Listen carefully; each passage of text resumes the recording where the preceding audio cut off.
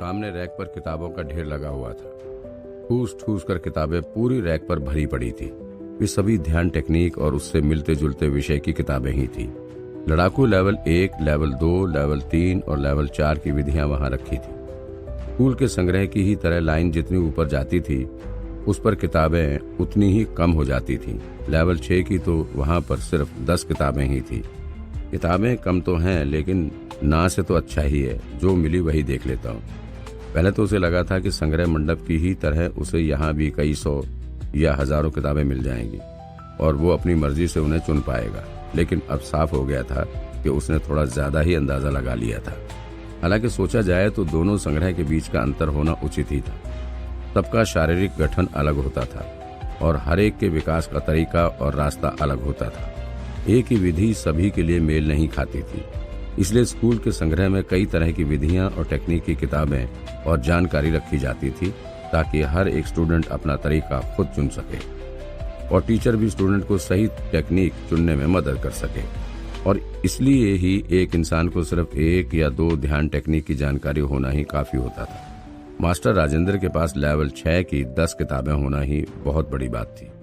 उसने एक एक करके किताबें उठाना शुरू किया। वो किताब उठाता और जल्दी से उसके पन्ने पलटकर उसे वापस रख देता। उसी पल वो किताब उसके दिमाग की लाइब्रेरी में दर्ज हो जाती थी। विपिन को किताबें उठाकर और उनके पन्ने पलटकर उन्हें वापस रखता देख मास्टर को बड़ा अजीब लगा। वो इतनी जल्दी पन्ने पलट रहा था कि उसमें लिखा कुछ भी पढ़ पाना नामुमकिन था। इसलिए मास्टर ने उससे पूछा, क्या हुआ, क्या ये टेक्निक्स तुम्हारे लिए बहुत छोटी है? विपिन ने सिर हिलाकर मना किया, नहीं, मैं बस एक बार नजर मार रहा हूँ। फिर वो आसपास देखने लगा। बस यही किताबें थी यहाँ। वो ऑफिस से जाने की परमिशन मांगने ही वाला था कि उसकी नजर एक कोने में पड़ी कुछ विधियों पर गई। उत्सुकता के कारण उसने पूछा, ये क्या है? ओ, ये मेरे बेकार बेटे ने यहाँ छोड़ दी होंगी। उसे बाहर से मजबूत होना ज्यादा भाता है। वो न जाने कहाँ कहाँ से विधियां ढूंढ लाता है ताकि अपनी शारीरिक शक्ति बढ़ा सके। एक बार तो वो राज्य के किताब संग्रह में भी चला गया था और वहाँ की सारी शारीरिक शक्ति से जुड़ी किताबें यहाँ ले आया था। मास्टर ने मुंह बनाते हुए कहा, एक लड़ाकू की जिंदगी में उसकी चेतना ही सबसे जरूरी चीज होती है। किसी की शारीरिक ताकत का योगदान तो बहुत ही कम होता है, बिल्कुल ना के बराबर ही, लेकिन उसे ये बात समझ ही नहीं आती। माना एक लेवल था जिसमें इंसान की त्वचा और हड्डियां उसके विकास के साथ मजबूत हो जाती थी, लेकिन उसका आधार भी चेतना ही होता था। अगर किसी की चेतना शुद्ध और फोक्स्ड थी तो ही वो मजबूत हो सकता था। ज्यादातर ध्यान करने वाले यही मानते थे कि चेतना ही जरूरी होती थी और शरीर तो सिर्फ उस चेतना को विकसित करने का एक जरिया था। और शरीर को मजबूत करके कुछ हासिल नहीं हो सकता था अगर चेतना ही बेकार हो तो। शारीरिक शक्ति को विकसित करने की कई हजार किताबें सामने देखकर विपिन को बड़ा ही आश्चर्य हुआ। इसलिए वो खुद को रोक न सका और मास्टर से उन्हें एक बार देखने की परमिशन मांगने लगा। क्या मैं इन्हें देख सकता हूँ? उसके पास स्वर की लाइब्रेरी थी, इसलिए उसके लिए ये जरूरी नहीं था कि उसकी टेक्निक सटीक ही हो। अगर उसे अधिक मात्रा में भी जानकारी मिल गई हो तो भी लाइब्रेरी खुद ही उनके अंदर के सही हिस्से निकालकर एक किताब अलग से बना देगी और फिर वो उसी किताब में बताए गए तरीके से शरीर को विकसित कर सकेगा। हालांकि शरीर को विकसित करना बहुत ज्यादा जरूरी नहीं था और शायद चेतना की तरह जल्दी से उसका विकास करना मुमकिन भी नहीं था, लेकिन फिर भी क्या पता, अगर उसे कई सारी किताबें मिल गई तो हो सकता था कि वो उनकी गलतियां ठीक कर उनमें से सही रास्ता ढूंढ कर निकाल पाए और उसे थोड़ा बहुत फायदा हो जाए। वैसे भी उसके पास अभी लड़ाकू लेवल 6 को पार करने जितनी जानकारी नहीं थी, इसलिए वो बिना ज्ञान के अपनी चेतना को अगले लेवल तक पहुंचा नहीं सकता था। लेकिन क्या पता उसे शरीर की शक्ति बढ़ाने का ही कोई रास्ता मिल जाए। कम से कम उसका यहाँ आना बेकार तो नहीं होगा। हाँ बिल्कुल, तुम कोई भी किताब देख सकते हो, मास्टर राजेंद्र ने मुस्कुराते हुए कहा। अब जब वे उसे यहाँ ऑफिस के अंदर लेकर आ ही चुके थे तो उन्हें यहाँ लाकर भी किताबें न देखने देने का कोई कारण नहीं बनता था। शुक्रिया, मैं सच में ये किताबें देखना चाहता था। विपिन ने सिर झुकाकर धन्यवाद कहा और फिर कोने में रखी उन किताबों की ओर चल दिया। पहले की ही तरह वो एक एक किताब उठा उसके पन्ने पलटकर वापस रखने लगा। ये क्या? उसकी फिर वही हरकतें देखकर मास्टर को बड़ी हैरानी हो रही थी। मुझे तो लगा उसे किताब पढ़नी थी, फिर इस तरह से पन्ने पलटकर कोई पढ़ाई कर सकता था। ये ऐसा तो नहीं उसे किताब पसंद नहीं आ रही थी। ये भी मुमकिन था क्योंकि विपिन लड़ाकू लेवल 6 की विधियां देखने यहाँ आया था तो जरूर वो लड़ाकू लेवल 5 के स्टेज 4 पर होगा। उस लेवल पर पहुंचने का मतलब उसने लेवल 4 पहले ही पार कर लिया था, जिसमें शरीर का विकास होता था और अब उसे कोई फर्क नहीं पड़ता था कि वो अब अपने शरीर को कितना और कैसे विकसित करता था। शायद वो सिर्फ उत्सुकता की वजह से किताब देख रहा था। ऐसा सोचकर मास्टर ने सोचा कि उन्हें विपिन को परेशान नहीं करना चाहिए, इसलिए वे भी ऑफिस में रखी कुछ दूसरे मास्टरों की पेंटिंग उठाकर देखने लगे। विपिन ने उन सभी किताबों को लगभग 10 मिनट में ही अपने दिमाग में दर्ज कर लिया। अब शरीर को मजबूत बनाने की कोई विधि नहीं बची थी, सही टेक्निक और विधि। उसके दिमाग में हजारों किताबें आ गई थी। अचानक उसे एक झटका लगा और उसके सामने एक बड़ी सी किताब आ गई। उसमें कोई गलती नहीं थी। पहले की तरह ही इस किताब में भी शरीर विकास की टेक्निक और विधि सही क्रम में लिखी हुई थी।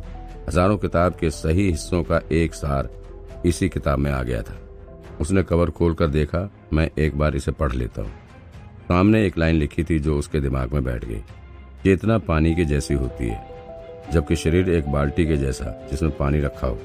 अगर बाल्टी मजबूत है तो इंसान ज्यादा पानी भर सकता है और वो बाल्टी हिलते हुए पानी को बर्बाद भी नहीं करेगी। वो पहली लाइन थी, विपिन को प्रभावित करेगी। अरे हाँ, विपिन को इतनी खुशी हुई जैसे उसे नया रास्ता मिल गया। पहले वो भी बाकी लोगों की तरह सोचता था कि अगर उसकी चेतना अच्छी होगी तो इससे कोई फर्क नहीं पड़ता कि उसका बाहरी शरीर कितना मजबूत था, सिर्फ चेतना ही जरूरी थी। लेकिन ये लाइन पढ़ने के बाद उसे ये समझ आ गया था कि उसकी सोच कितनी गलत थी।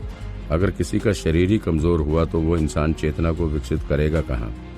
चेतना और शरीर का भी यही संबंध था। एक शक्तिशाली शरीर ही शक्तिशाली चेतना को जमा करके उसे संभालने में सक्षम था, तभी उस चेतना का सही इस्तेमाल किया जा सकता था। विपिन के लिए अब एक नया दरवाजा खुल गया था, इसलिए उसकी आगे और पढ़ने की इच्छा हुई। वो बिना रुके आगे पढ़ने लगा। वो जितना आगे पढ़ता था उसे उतना ही अच्छा महसूस होता था। उसकी चेतना खुद ही उस किताब में बताए गए रास्ते पर चलने लगी। विपिन को इस हलचल का अंदाजा भी नहीं हो रहा था। गड गड, उसकी चेतना के बहने की वजह से उसका शरीर अब पहले से ज्यादा मजबूत था और विकसित होने लगा था। उसकी हड्डियां और मांसपेशियां फूलने लगी थी और उसकी त्वचा अंदर से सख्त होने लगी थी। अब उसका शरीर सही क्रम से विकसित हो रहा था। शू शू, विपिन का दिमाग इतना व्यस्त था कि उसे पता ही नहीं चला कब उसके शरीर में बदलाव होने लगे, जैसे एक पत्थर की बिल्डिंग के ऊपर पिघलता लोहा डाल दिया हो। धीरे धीरे उसका शरीर एक ताकतवर हथियार बनता जा रहा था, जो आम इंसान की ताकत से कहीं ज्यादा पावरफुल था। 1 घंटे बाद, ये किताब तो मेरी उम्मीद से भी ज्यादा अच्छी है। इसमें एक भी गलती नहीं है और ये बहुत शक्तिशाली है। अब से मैं इसे स्वर्ग का सुनहरा शरीर बोलूंगा। विपिन ने किताब खत्म कर दी। इसे बताए तरीके के हिसाब से उसकी चेतना एक बार उसके शरीर का चक्कर काट चुकी थी। जैसे उसने किताब को नाम दिया, किताब रोशन हो गई और उसके कवर पर 4 अक्षर आ गए, स्वर्ग का सुनहरा शरीर। भविष्य में मुझे इसमें बताए तरीके की ट्रेनिंग ध्यान से करनी पड़ेगी। क्या मेरी ट्रेनिंग भी हो गई? किताब खत्म करने के बाद विपिन सोच ही रहा था कि उसे सही क्रम से ध्यान केंद्रित करना होगा ताकि उसका शरीर ठीक तरह से विकसित हो सके। अचानक उसे महसूस हुआ कि उसने तो अनजाने में ही किताब पढ़ते हुए ही शरीर का विकास कर लिया था। मतलब उसने पढ़ते हुए ही ट्रेनिंग पूरी कर ली। स्वर्ग की ध्यान कला की ट्रेनिंग पूरी करते हुए उसे ये पता चल गया था कि बिना गलतियों वाली कोई भी टेक्निक ज्यादा कारगर होती थी और उसे जल्दी पूरा किया जा सकता था। उसे लगा था कि स्वर्ग का सुनहरा शरीर की ट्रेनिंग को पूरा करने में भी उसे बहुत ज्यादा परेशानी नहीं होगी, लेकिन उसने सपने में भी नहीं सोचा था कि वो सिर्फ पढ़ते हुए ही इसे पूरा कर लेगा। स्वर्ग के तरीके में कोई गलतियां नहीं होती, इसलिए ट्रेनिंग जल्दी खत्म हो जाती है। ये तो पहले से ही पता है, लेकिन मुझे इस बात का तो अंदाजा भी नहीं था कि ऐसा कुछ अनजाने में भी हो सकता है। उसे समझ नहीं आ रहा था कि वो हंसे या रोए। मुझे यहाँ लेवल 6 की तो ज्यादा जानकारी नहीं मिली, लेकिन इस ट्रेनिंग के बाद मेरी ताकत थोड़ी तो बढ़ ही गई होगी। मास्टर राजेंद्र के घर आने का उसका मेन कारण पूरा नहीं हो पाया था, लेकिन उसे इस बात की खुशी थी कि उसका आना बेकार नहीं हुआ। चेतना शरीर से अलग होती थी। चेतना का विकास इंसान को पता चल जाता था और ट्रेनिंग खत्म होने के बाद चेतना के विकास का अंतर इंसान को खुद महसूस होने लगता था। लेकिन मांसपेशियां तो त्वचा के अंदर होती थीं, इसलिए उनका विकास गिनना आसान नहीं था। मतलब ट्रेनिंग पूरी करने के बाद भी विपिन को यह नहीं पता था कि उसका शरीर मजबूत हुआ भी है या नहीं। अब क्योंकि उसकी ट्रेनिंग पूरी हो गई थी तो उसे बस एक ताकत गिनने वाली दीवार कहीं से ढूंढनी पड़ेगी ताकि वो अपनी ताकत जांच सके, और ये तो स्कूल में वापस जाकर ही हो पाएगा। तभी मास्टर जो उसी कमरे में थे वे उसे ढूंढते हुए वहां आ गए। विपिन, तुम क्या कर रहे हो? वो जब किताब पढ़ रहा था तो मास्टर बार बार उसकी ओर देखे जा रहे थे। कई किताबों के पन्ने पलटने के बाद वो एक ही जगह खड़ा हो गया था। 2 घंटे तक वो उस जगह से हिला भी नहीं। वो आखिर क्या कर रहा था? कहीं ऐसा तो नहीं कि उसने इतनी किताबें पढ़ ली और वो पागल हो गया? ऐसा पहले भी तो हो चुका था। कुछ साल पहले भी देश में एक टैलेंटेड इंसान था जो तकनीक और पोज सीखने में लोगों को 2-3 साल लग जाते थे, वो उन्हीं को 2-3 दिन में सीख लेता था। वो भी कई टेक्निक और पोज को सीखकर उनमें से एक नई टेक्निक बनाना चाहता था, लेकिन आखिर में तकनीक बनाने से पहले ही वो पागल हो गया। ये लड़का भी इतनी कम उम्र में लेवल 5 तक पहुंच गया, ऊपर से इसे पेंटिंग में भी महारत हासिल थी। कहीं ऐसा तो नहीं कि ये भी उसी आदमी की तरह लालची हो गया और इसका भी दिमाग खराब हो गया। विपिन इतनी सारी बातें सोचकर उनसे रहा नहीं गया और वो उसे पागल होने से रोकने के लिए आगे बढ़े। क्या पता अगर वे उसे अपनी ही सोच में और डूबने से रोक सकें तो वो बच जाएगा। उन्होंने हाथ आगे बढ़ाया। विपिन इधर अभी भी सोच में ही डूबा हुआ था। उसे एक आवाज आई और फिर किसी ने उसे एक हाथ मारा। ओह मास्टर! वो जल्दी से मुड़ा और उसका कंधा अचानक मास्टर को लग गया। धाड़! एक जोर की चीख के साथ ही मास्टर उड़कर दूर जा गिरे। उनकी पीठ एक रैक से जा टकराई और उस पर रखी किताबें जमीन पर गिर गई।